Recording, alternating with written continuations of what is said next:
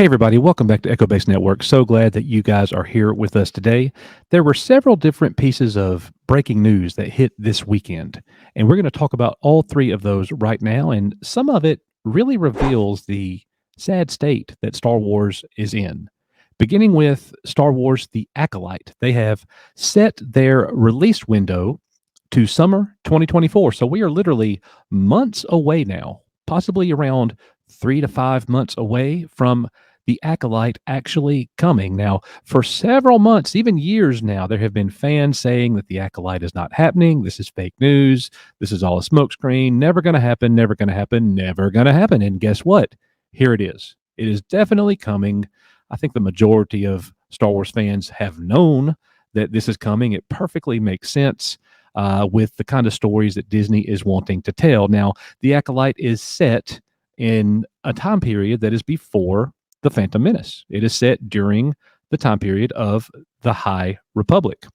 Set 50 years before the events of the Phantom Menace, the Acolyte will follow a former Jedi Padawan and her one-time master as they fall into an investigation of sinister crimes in an ever-changing galaxy. The trailer that premiered at Star Wars Celebration only gave fans a hint of what they could expect when the series premieres, but even so, already impressed those lucky enough to see it with a bold visual take on an era that thus far has not appeared on screen. So it is a new era. They're right about that. It is a new era, and the premise sounds very interesting. Now, it's not necessarily a story that George Lucas ever would have told, but I think that a lot of fans are concerned with the showrunner, Leslye Headland, who is all about agenda, who wrote that she wanted to hire people for the show that didn't know anything about Star Wars, not Star Wars fans in any regard, only storytellers. That is a disturbing premise, because Star Wars stories need to reflect Star Wars, not something else. And I think that you know what I mean there. And the cast that she has put together, it's highly questionable, rather dubious. Going to be interesting to see what happens. The prediction here for a lot of fans is that the show is going to be a hot mess and could be the final nail in the coffin for Star Wars on Disney Plus. We don't know. Definitely going to be interesting to see what takes place. Now, something else that's happening.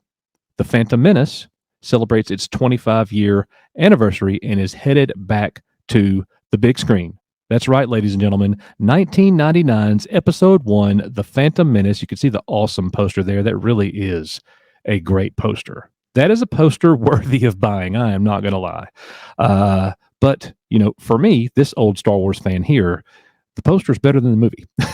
The poster is better than the movie, but the movie did have, a lot of good moments to it. There are going to be fans who are very excited to go back and see the pod race on the big screen again, because it's going to take you back to 1999 when you first saw it, when you first heard the pod race in the cinema. And today, with the updated digital sound systems that they have, it's going to sound amazing. There's no doubt about that. And to be able to go back and see Duel of the Fates, arguably the best fight ever in Star Wars history. I know that a lot of people would say Anakin and Obi-Wan, and, there are several others, but my goodness, Duel of the Fates, man, that's about as good as it gets with Darth Maul. The doors open up, stay in the cockpit, and the fight begins. Man, that is just tip-top Star Wars fighting, lightsaber fighting. So anyways, The Phantom Menace will be re-released in theaters Friday, May the 3rd until Sunday, May the 5th. So you have a 3-day window, ladies and gentlemen, to go and see The Phantom Menace. Now, many fans are torn about whether or not to do this, because if you do go see The Phantom Menace in the theater now, you are, in effect, supporting Disney. And there are many fans who think that in order to save Star Wars, for Star Wars to improve, you have to hurt them financially. Now, as it happens, when Return of the Jedi celebrated its 40th anniversary several months back, it performed extremely well, and they did not even promote it. The promotion for that was laughable, and it was the #1 movie per capita, per screen, that was going around that week. It blew everything out. The Phantom Menace will definitely do well in a 3-day window. People will go back and see it. But for many fans, this symbolizes the moment that Star Wars became different. That when fans realized that the original trilogy era had ended, George Lucas has slipped, The story that he's telling is not as good as what we got in the original trilogy. Not even close. Now, has the Phantom Menace gotten better over time? Absolutely. Clone Wars made the prequel trilogy better, and I will always stand behind Revenge of the Sith as being a great Star Wars film. But of the three, it's the only one. Now, Hayden Christensen just released a interview over at Empire where he says the journey that I've been on with Star Wars over the last 20 plus years, it's been a wild ride. And where we're at now is really meaningful to me. While the backlash against the prequels was difficult to take, talking about way back in 1999 and the early 2000s, he's pleased to see how beloved all three films are today, saying, I think that those movies have held up well over time. It feels like vindication for the work that we did. Everyone that worked on those movies thought that we were part of something special. And I'll break in here and say they were. They were. George Lucas Star Wars.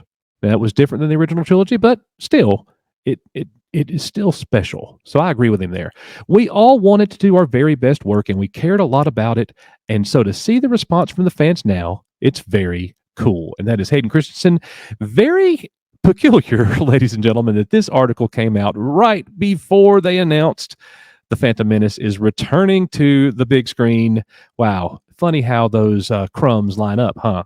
And then we're not done with those prequel actors, of course. Ewan McGregor, who played Obi-Wan Kenobi in the prequel trilogy and reprised his role along with Hayden Christensen in Kenobi on Disney+.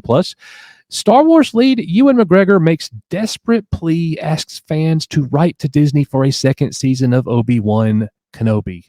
Now, as you guys are all aware, Kenobi was terribly reviewed online.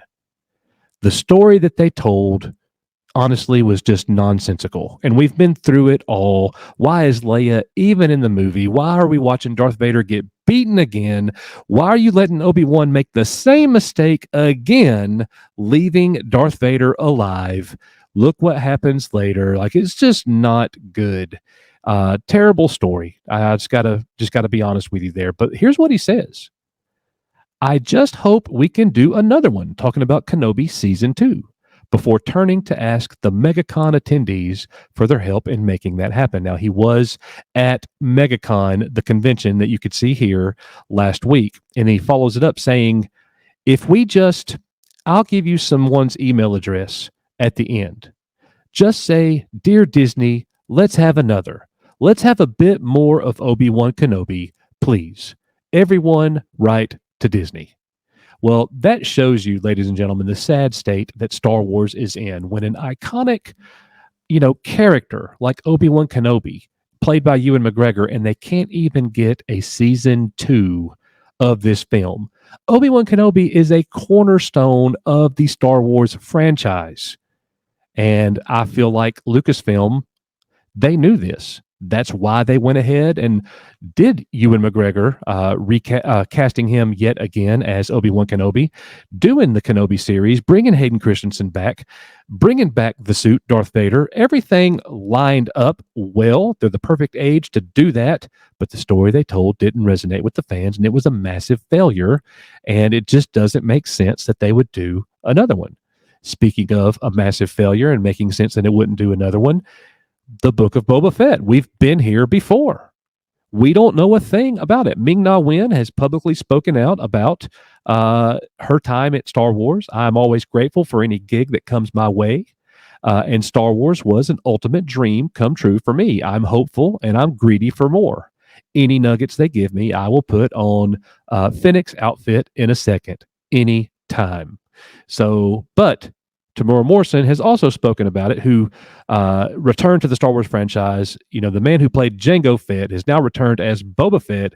It's just the perfect storm if they had just told a good story. But as you know, they did not. So when Tamora Morrison was asked about it the last time, he says, no word yet on when season 2 starts. I don't even know if there's going to be a season 2. I don't know what's going on there. We're coming out of this downtime period, so I think everyone is just settling back in, and it goes back to budgets and what they want to do and how much the thing cost. I really don't know. Judging by the fans I've met, they all want a season 2 of Boba Fett, but I don't know what's going to happen. Now, here's the ultimate point, ladies and gentlemen. I do want Kenobi season 2. I do want the Book of Boba Fett season 2, but I want them to be told in a way that honors George Lucas, Star Wars, and the fans, and I want them to be great. And if they can't be great, I will say this: it's best that you just leave them alone. Leave them buried. Don't bring them back. Kathleen Kennedy has certainly proven one thing: she's not capable of producing great Star Wars. Just not capable. Thank you guys for being here at Echo Base Network today. You are Echo Base Network. We are live every Thursday night and Friday afternoon. We'll see you then.